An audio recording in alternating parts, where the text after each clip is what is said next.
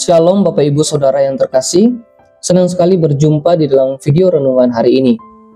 Kiranya Tuhan senantiasa memberikan kepada kita kesehatan, kekuatan, pertolongan, mencurahkan berkat, serta memberikan keberhasilan di dalam setiap hal yang kita kerjakan. Saya berdoa, biarlah damai sejahtera yang berasal dari Tuhan menyertai kita semua. Saya ucapkan selamat datang di channel Hohodos, tempat kita belajar bersama-sama tentang iman dan bertumbuh di dalam pengenalan akan Tuhan. Hari ini kita akan mendengarkan renungan harian. Mari kita berdoa. Bapa yang baik, terima kasih untuk anugerah-Mu, terima kasih untuk penyertaan-Mu. Terima kasih untuk setiap hal Engkau sudah bekerja dan berkarya dalam kehidupan kami. Dan saat ini ya Tuhan, kami ingin mempergunakan waktu kami akan mendengar firman-Mu. Kami mau belajar firman-Mu. Oleh karena itu Allah Roh Kudus, cerahkan hati dan pikiran kami, buat kami mengerti firman ini. Berikan kepada kami kemampuan, kekuatan, kuasa untuk melakukannya, agar hidup kami berkenan di hadapan Tuhan. Terpujilah nama-Mu, di dalam nama Tuhan Yesus kami berdoa. Amin. Saudaraku yang terkasih, judul renungan hari ini adalah kuasa dalam nama Yesus. Teks renungan kita hari ini saya ambil di dalam Injil Yohanes 14, ayatnya yang ke-13. Demikian firman Tuhan. Segala sesuatu yang kamu minta dalam namaku, aku akan melakukannya, supaya Bapa dipermuliakan di dalam Anak. Saudara yang terkasih, hari ini kita akan merenungkan satu kebenaran yang sering kita dengar, tapi belum tentu kita pahami sungguh-sungguh, yaitu kuasa dalam nama Yesus. Banyak orang Kristen terbiasa menutup doa mereka dengan kalimat seperti ini, dalam nama Yesus, amin. Tetapi apakah kita sungguh-sungguh mengerti apa artinya? Apakah sekedar formula doa? Atau ada kuasa ilahi yang nyata di baliknya? Saudaraku yang terkasih, izinkan saya memberikan sebuah penjelasan singkat terkait dengan konteks ayat renungan kita hari ini. Saudara, ayat ini muncul di bagian percakapan Yesus dengan murid-muridnya sebelum ia menuju salib. Dalam Injil Yohanes pasal 13-17. Pasal ini sering disebut sebagai farewell discourse atau amanat perpisahan. Saudaraku, Yesus baru saja menubuatkan kematiannya, sehingga murid-muridnya merasa gelisah dan takut kehilangan dia. Dalam situasi itu, Yesus menguatkan mereka dengan janji tentang Roh Kudus dan juga otoritas doa dalam namanya. Jadi, ketika Yesus berkata, segala sesuatu yang kamu minta dalam namaku, aku akan melakukannya.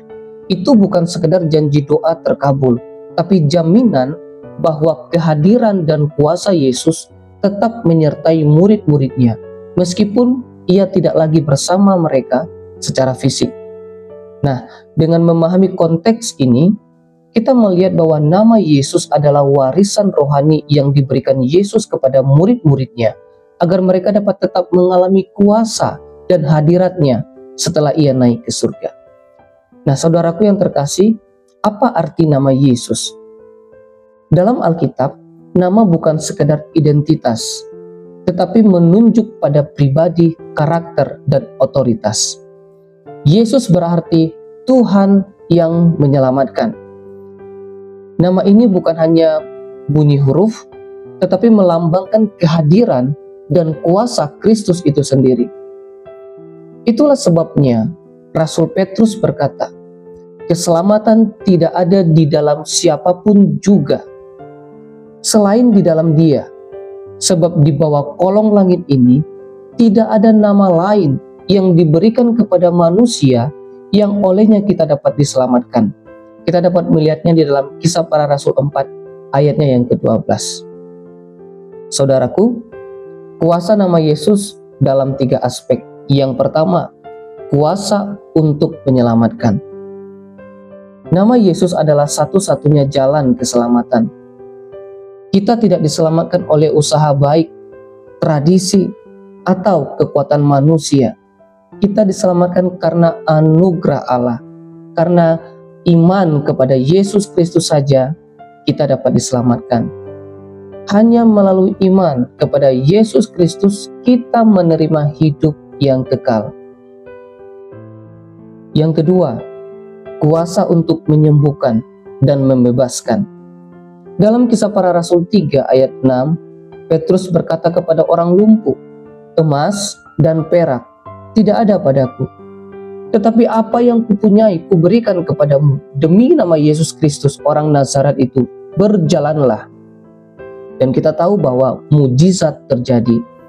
Nama Yesus membawa kuasa kesembuhan dan pembebasan dari kuasa kegelapan. Saudaraku, jika hari-hari ini engkau membutuhkan kesembuhan, berdoalah, mintalah kuasa nama Yesus itu bekerja dalam hidupmu. Engkau yang saat ini sedang terikat oleh dosa, oleh hal-hal yang tidak benar, minta pembebasan dalam nama Yesus. Minta dilepaskan dalam nama Yesus. Yang ketiga, kuasa untuk mengalahkan musuh rohani.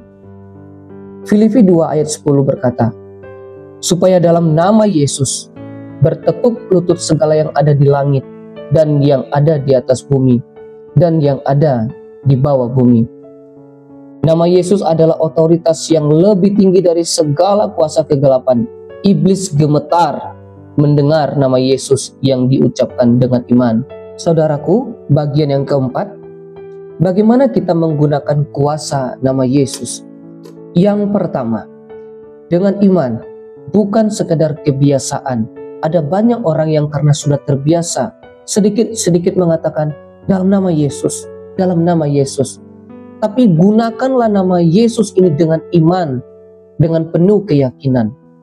Mengucapkan nama Yesus tanpa iman hanya menjadi kata-kata kosong dan sia-sia.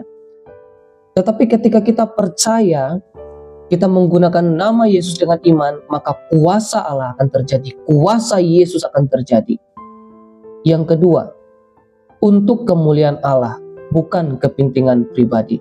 Yesus berkata, supaya Bapa dipermuliakan. Kuasa nama Yesus bukan untuk pamer, bukan untuk kesombongan, tetapi untuk menyatakan kemuliaan Tuhan. Yang ketiga, dalam ketaatan kepada Kristus. Kuasa nama Yesus nyata ketika hidup kita selaras dengan firman-Nya. Bukan hidup sembarangan lalu berharap mujizat terjadi.